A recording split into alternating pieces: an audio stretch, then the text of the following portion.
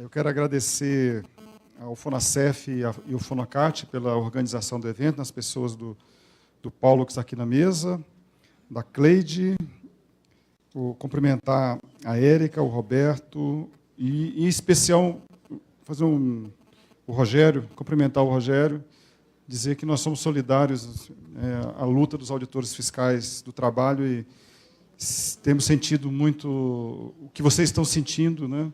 Então, somos solidários e no que a Anfip puder ajudar, a gente está junto, porque não é só a questão do que vocês estão sofrendo, é o que significa para o mundo do trabalho, o processo de desmonte, tudo isso que nós estamos falando já está acontecendo de alguns anos no Ministério do Trabalho e está acontecendo em todas as organizações que nós trabalhamos. E está acontecendo também na Receita Federal do Brasil, por exemplo. Então, nós vamos falar, eu já falei, essa palestra não é nova, a gente altera algumas coisas. Tem o passador, né?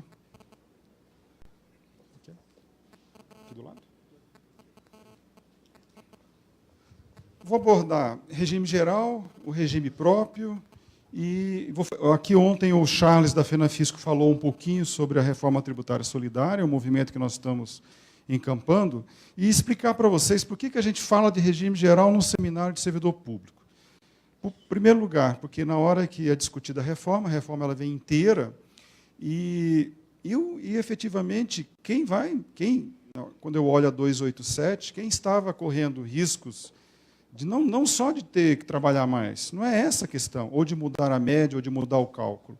Os riscos que, quando a gente faz a primeira leitura da 287, era de liquidação da Previdência pura e simples, do regime geral, com o rural praticamente inacessível à aposentadoria rural, e vai por aí afora. Então, a gente sempre coloca a questão do RGPS, até também por um ponto de vista de que a Previdência é isso, de que há essa possibilidade da gente transitar entre o regime próprio e o regime geral, e que também é o lado que a gente busca apoio da sociedade. Porque se o governo tivesse encaminhado na 287 só servidor público, nós já estaríamos hoje chorando as pitangas, porque provavelmente o governo teria conseguido aprovar só a reforma por servidor público, porque nós somos a bola da vez. Todos nós sabemos, temos contra nós praticamente o mundo inteiro. A mídia, o governo, as organizações, interesse do mercado, né? Ainda somos uma renda relativamente alta, média em relação à renda dos demais trabalhadores, e a Previdência Privada está aí, de olho no artigo 40, eu não me lembro o inciso decoro, da PEC 287, claramente, até o pessoal que já foi para o FUNPRESP, que já está lá, né, no sistema da Previdência Privada, aí abre a opção, candidamente, haverá a opção da Previdência Aberta. Nós já sabemos o que vai... É o 15A. Nós já sabemos o que vai acontecer. Então, está todo mundo no mesmo barco. Agora não é hora mais de... você está pela média, você tem integral, você já está aposentado. Nós estamos todos no mesmo barco. E eu digo que esse seminário é importantíssimo, que a gente saia com esse encaminhamento. Todos nós estamos no mesmo barco. Os trabalhadores, os aposentados e sem distinção. Trabalhador da iniciativa privada e o trabalhador do serviço público. Então, é muito importante que a gente tenha esse entendimento, e a Anfip fala do regime geral, né? Isso aqui foi o que foi divulgado na época, os rombos, 200... Quem é que, cidadão comum, ao ler uma matéria dessa, isso aqui está em todos os lugares, 268 bilhões de reais. Então, isso repetido, cria, né, um campo fértil para... realmente tem que alterar a Previdência, é para o melhor, é para que a gente possa continuar. Isso aí, nós sabemos os interesses que estão por trás. Cresce 13% em 2017, e aí os números são... Vocês verificam que os números, né, uma hora é um número, outra hora é outro número.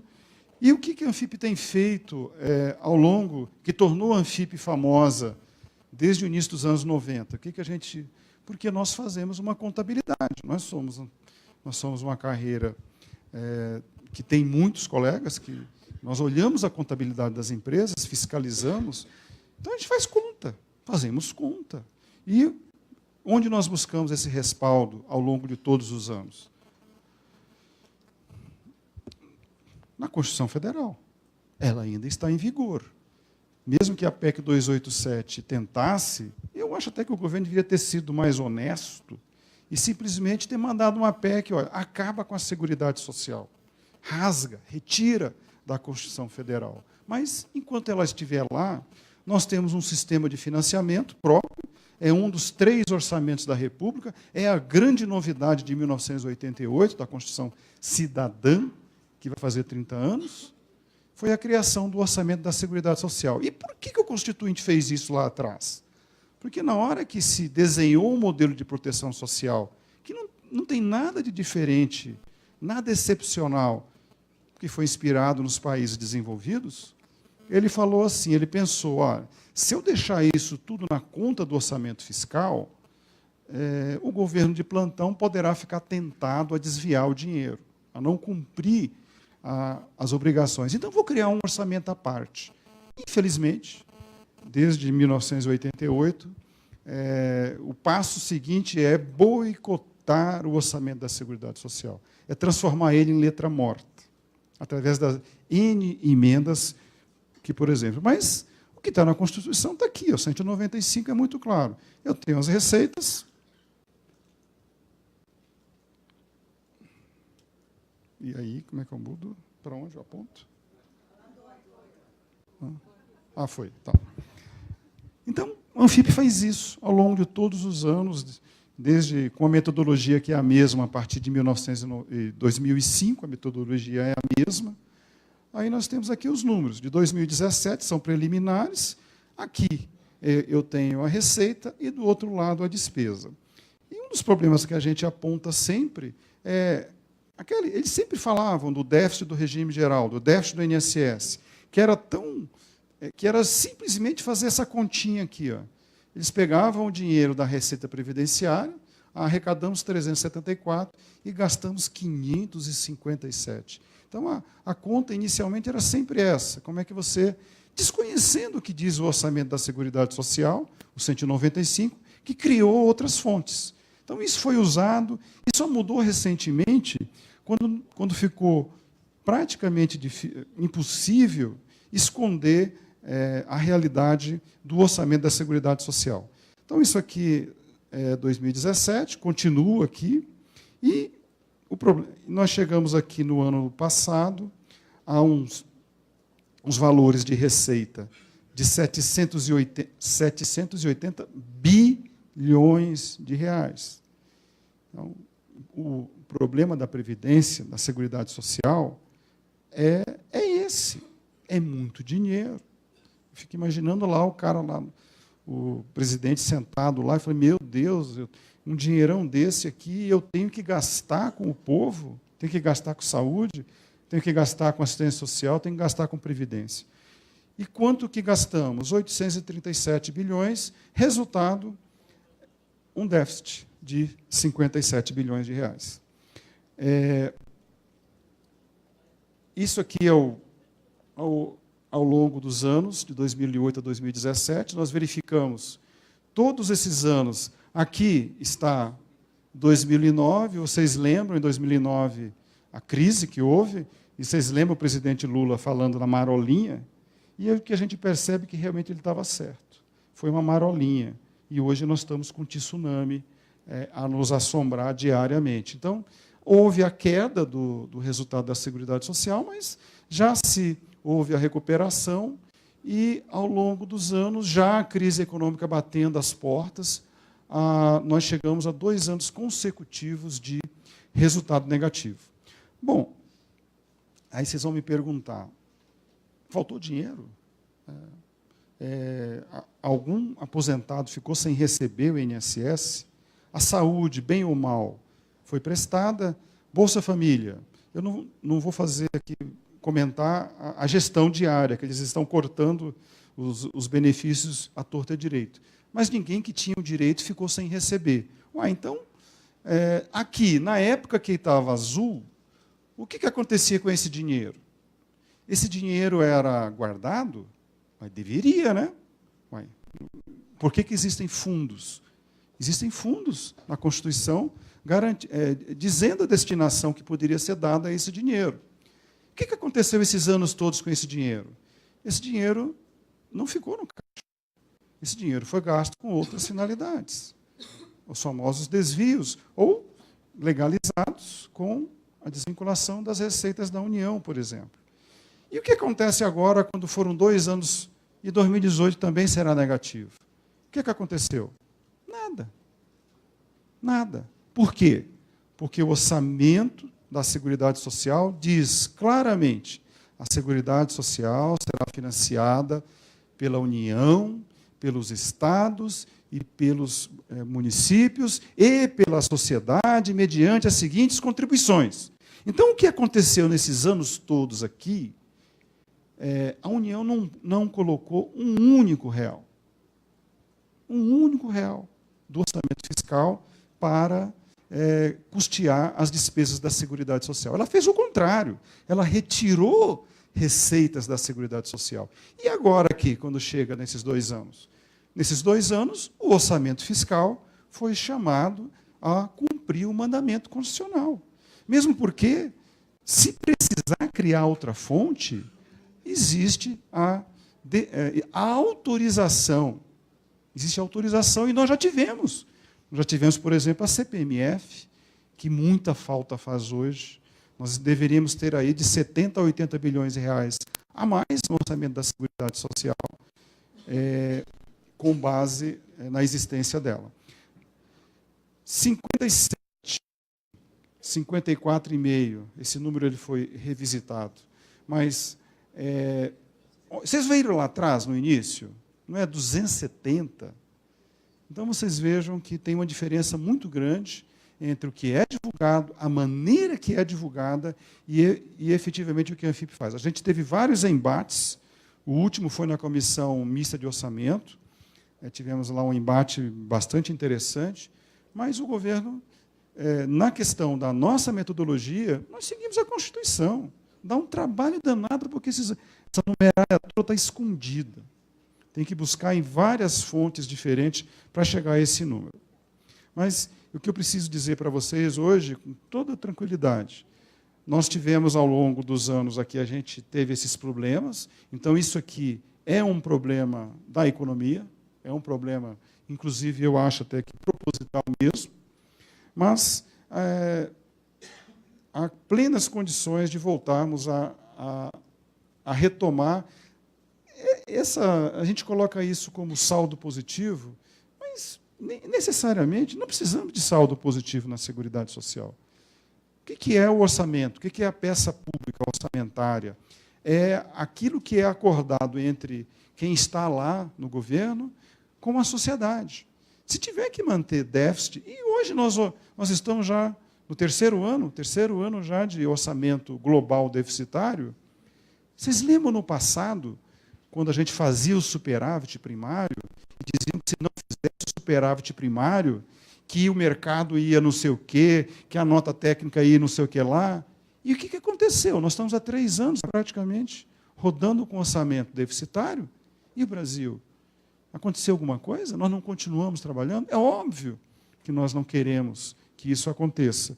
Mas eu só fico pensando, fizemos superávit tantos anos, dizendo que era preciso fazer, porque senão o Brasil não teria condições de operar, né? Mas vamos lá. Essa aqui é a demonstração cabal de onde está o problema. 2 anos seguidos de queda do PIB. Isso aqui nunca aconteceu na história recente. Na história recente não, na história do Brasil. 2 anos seguidos de queda, nem na época que as estatísticas não são precisas, mas seguramente nos anos 20, na grande quebra, não aconteceu um desastre. Isso aqui é uma guerra. É o resultado de uma catástrofe de terremotos, de maremotos, de uma coisa absurda no nosso país. 2 anos seguidos de queda do crescimento do PIB, 1% aqui, vai dar mais um pouquinho esse ano, mas tudo isso a demonstrar que o problema não é a Seguridade Social, o problema não é a Previdência Social, o problema é que o Brasil não cresce mais. Não há mais desenvolvimento econômico no nosso país. Aqui a gente coloca a comparação com os outros países, né? A gente vê o Brasil aqui ladeira abaixo, né? Ladeira abaixo, uma leve recuperação. E aqui em cima os dois países que estão aí, a China, a Índia, né? com uma posição permanente. Eu acho que a receita deve ser essa, né? Continuar, ou seja, um crescimento contínuo. Por isso é que esses países estão, principalmente a China, dominando ou sendo cada vez mais países. Aqui é o grande problema. Hoje o Brasil não tem a taxa de investimento, nós estamos com os menores valores. Aí voltamos aqui basicamente para 2008, a queda. Então, isso é resultado da crise econômica, mas também causa a crise econômica. Eu não sou economista, mas me parece que isso aqui é uma solução. Como é que a gente resolve isso? Eu não sei. Mas é isso que aconteceu com o nosso país. Nós temos aí, nesses últimos anos, baixíssimos índices, indicadores do investimento. Aqui eu vou pular, já foi bem falado, mas esse é outro ponto. É engraçado, né? Assim, engraçado. O governo fala de reforma da Previdência porque ela é deficitária. Aí aprova um monte de medidas que desmontam o mercado de trabalho, que tem vinculação direta com a Previdência Social. Então, eu não consigo entender qual é a lógica. Então, já foi falado pelo colega do trabalho, mas estão aí a demonstração cabal de que mesmo esses tímidos sinais de melhora, eles vêm da parte que não interessa, que é justamente a subocupação. Então, nós temos aqui uma coisa crescendo, aqui nem tinha entrado ainda em vigor, agora. Então, imagino que isso aqui vai crescer mais ainda. A subocupação, ou seja, é o desastre total. As pessoas não têm pouca renda, elas não conseguem consumir, não conseguem contribuir para a Previdência Social, perdem o seu direito, e está tudo bem. É isso que vai fazer o Brasil voltar a crescer. Gente, não tem como dar certo. Não tem como dar certo. Então, isso é importante a gente ter nesse seminário de servidores públicos, o entendimento que nós precisamos, que a solução não é só nossa. Não há. Ou a gente resolve tudo, porque isso aqui não vai dar certo. Essa é a parte que a gente mais tem um pouquinho de ingerência, a demonstração. Toda vez que a gente vê um gráfico desse, né, a gente consegue entender. Não tem dinheiro. Por que não tem dinheiro? Vejamos aqui, olha a crise de 2008 e 2009. Tá? A marolinha. Foi marolinha mesmo. Depois voltamos, aí já tivemos aqui uma coisa que a Anfip, desde 2011, nós falamos, a questão da desoneração da folha de pagamento. Nós somos a entidade que escreveu, que falou, que demonstrou claramente a desoneração é desastrosa, não vai trazer emprego, não vai trazer nada, a não ser a piora dos indicadores previdenciários. Então, a coisa já começou, já estagnou. Alguns estímulos e depois a coisa é ladeira abaixo, e nós tivemos aqui, como efeito, como consequência da queda do PIB, ou talvez as duas coisas, uma queda real da receita. Deixou de entrar dinheiro no nosso país, no cofre. A Receita Federal arrecadou menos. Então, se arrecada menos, e eu tenho que pagar, eu tenho que ir à máquina pública, ou seja, tudo isso está, é atingido com essa queda de receita real de 12,4 pontos por cento. Também é inédito na história do nosso país. A gente olha pelos indicadores históricos, né? Você tem uma queda curta, mas em seguida sempre há uma recuperação. A recuperação muito lenta que está acontecendo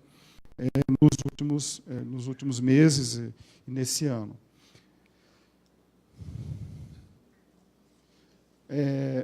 E de onde vem essa queda de arrecadação? Porque vocês imaginem, o empresário está com uma empresa em crise. Aí a empresa tem que fazer alguma coisa, porque está em crise, as vendas estão caindo. E aí o que a empresa faz? Ela pega e renuncia. ela deixa de arrecadar, ela dá mais condições. E é isso que o Brasil fez nesses últimos anos. Nós temos aqui, ó, esse é a fonte, a Receita Federal do Brasil, o que significa as renúncias totais. Aqui está com as contribuições sociais. Aí aqui ela entrou como projeção, mas os números são até piores do que esses.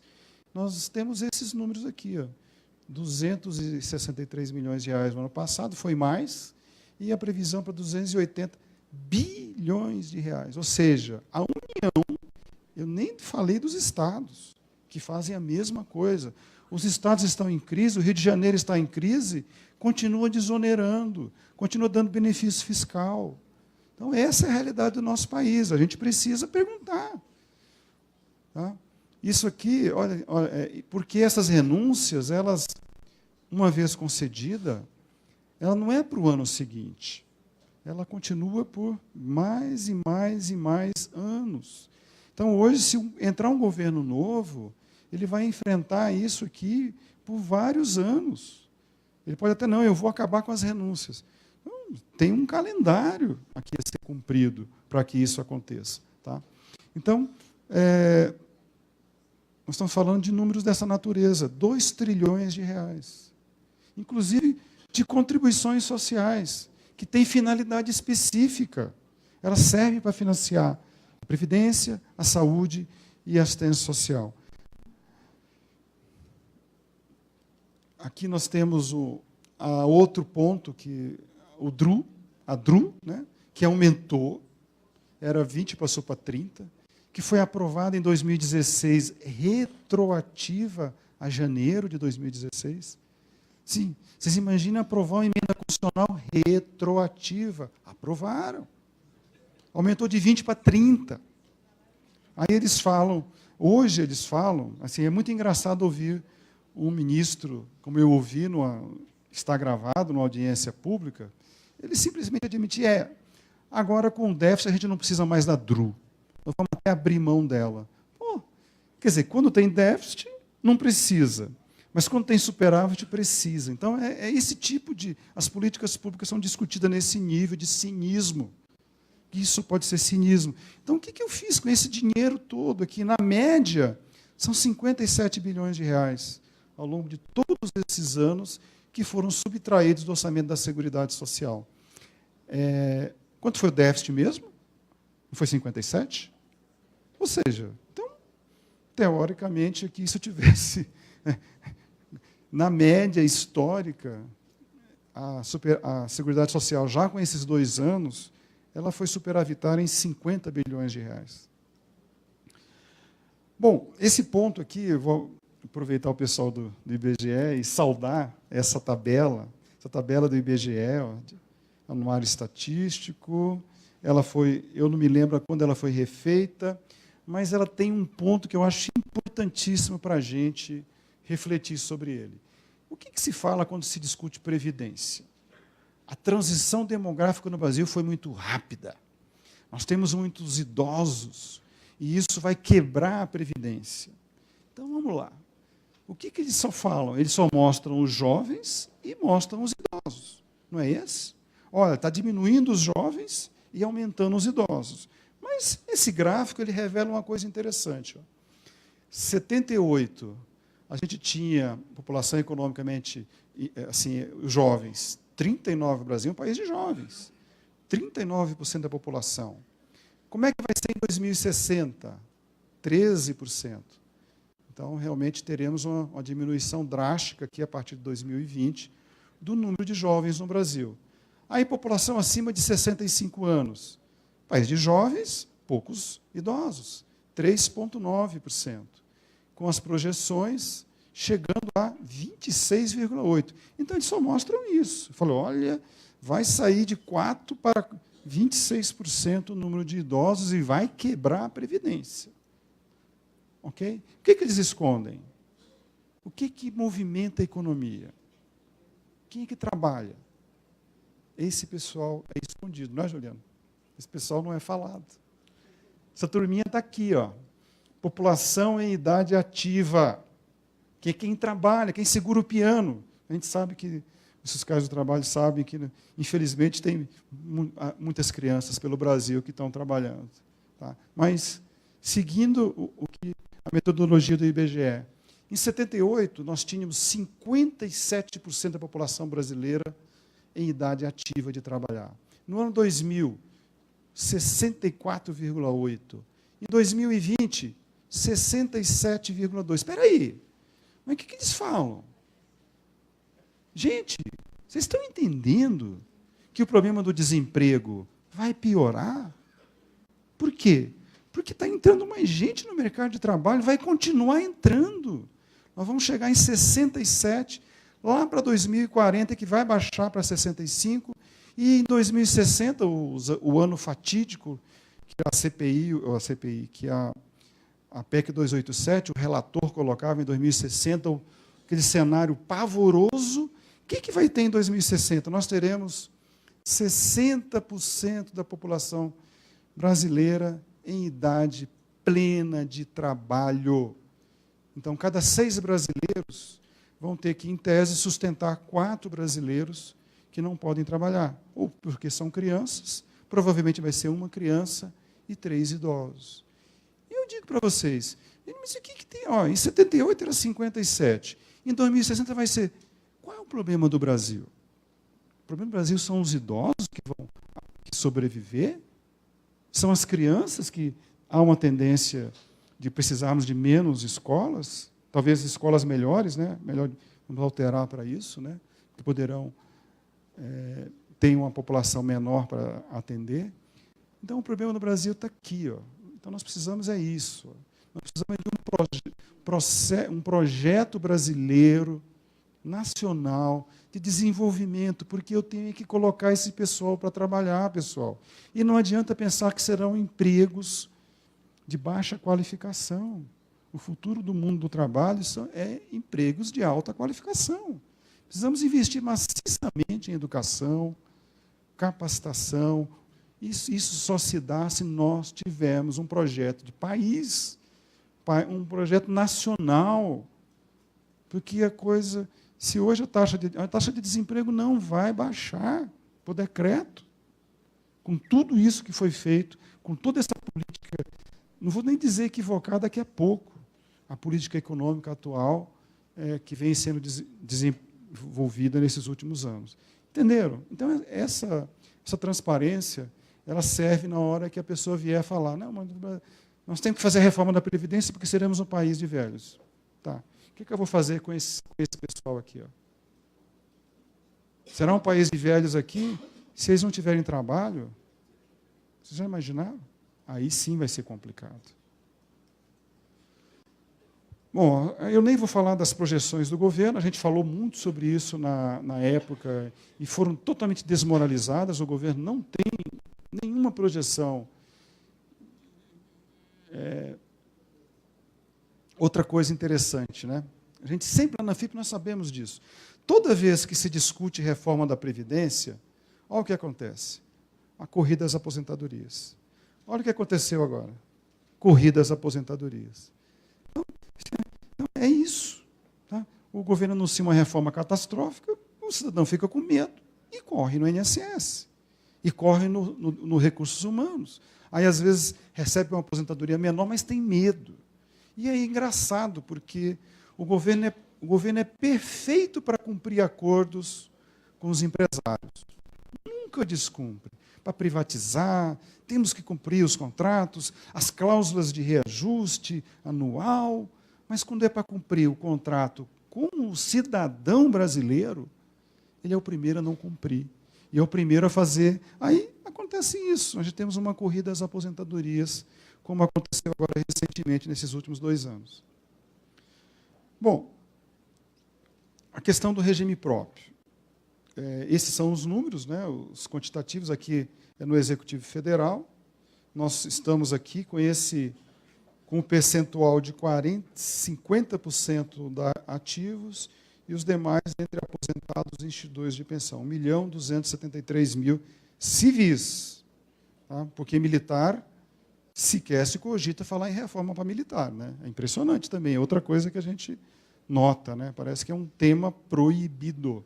né, falar, mas já que os militares não são mais servidores públicos, eles são militares, então os números são esses. Esse aqui é um problema, né? Eu acho que deveria, o governo deveria pensar nisso aqui, mas paciência. Os RPPS, nós temos, principalmente nos municípios e nos estados, temos esses problemas.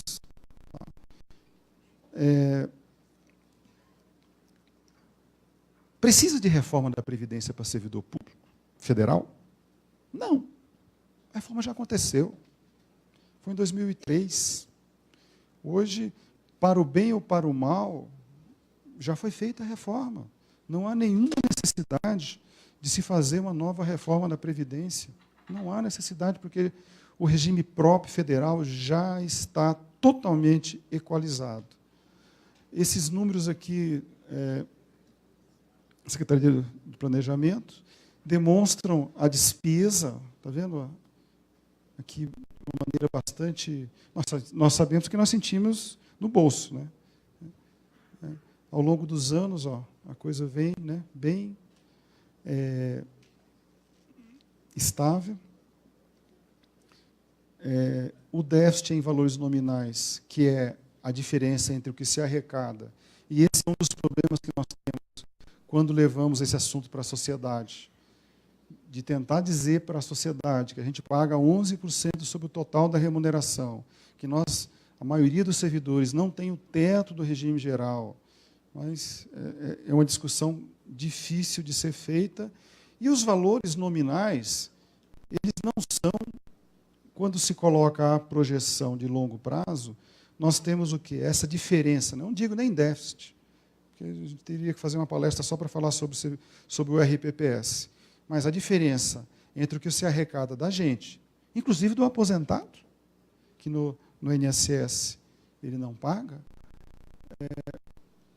e o que o governo coloca, os 22%, a contrapartida dele, esse aqui é o resultado. Há uma diferença que ela vai atingir aqui, ela vai crescer de uma maneira bastante leve, aqui ela vai chegar, possivelmente, esse número aqui é um pouquinho maior de 1%, mas em 2060, que é o ano fatídico, que é apontado como apocalipse, ele vai chegar a 0,68% do PIB.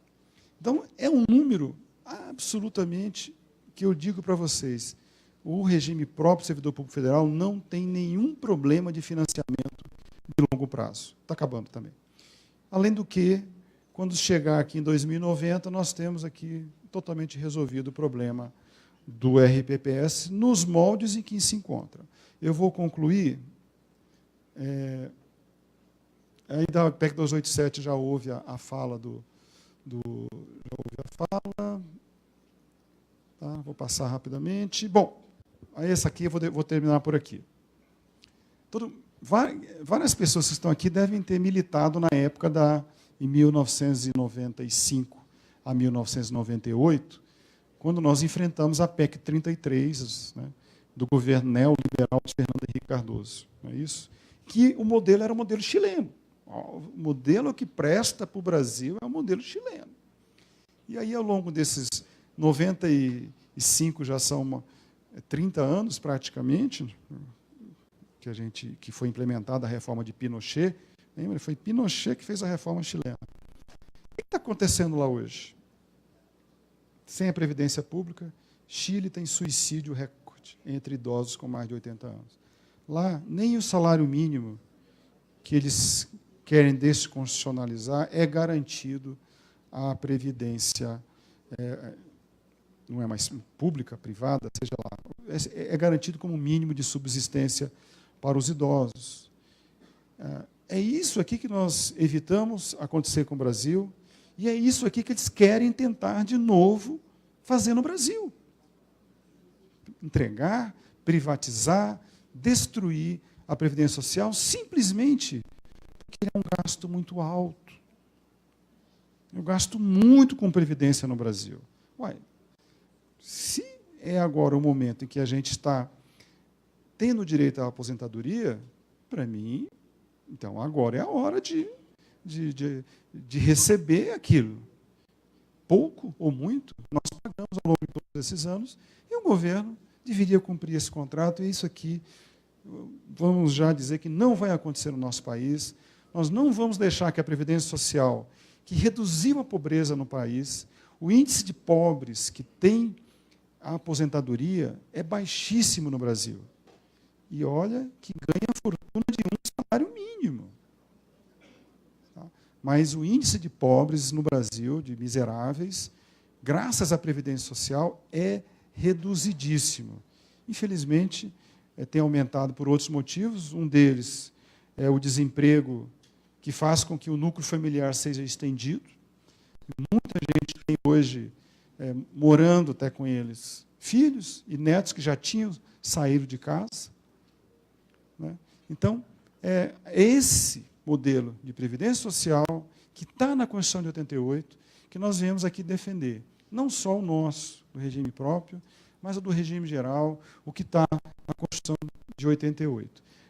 Aqui o Charles falou um pouquinho da reforma tributária solidária, mas se a gente não tiver isso aqui como o livrinho para chegar nos políticos agora, o presidente, deputado, importantíssimo elegermos deputados federais, se não fizermos isso aqui, nós efetivamente não conseguiremos manter o nosso sistema de proteção social. Então, muito obrigado e quero debater com vocês outras situações.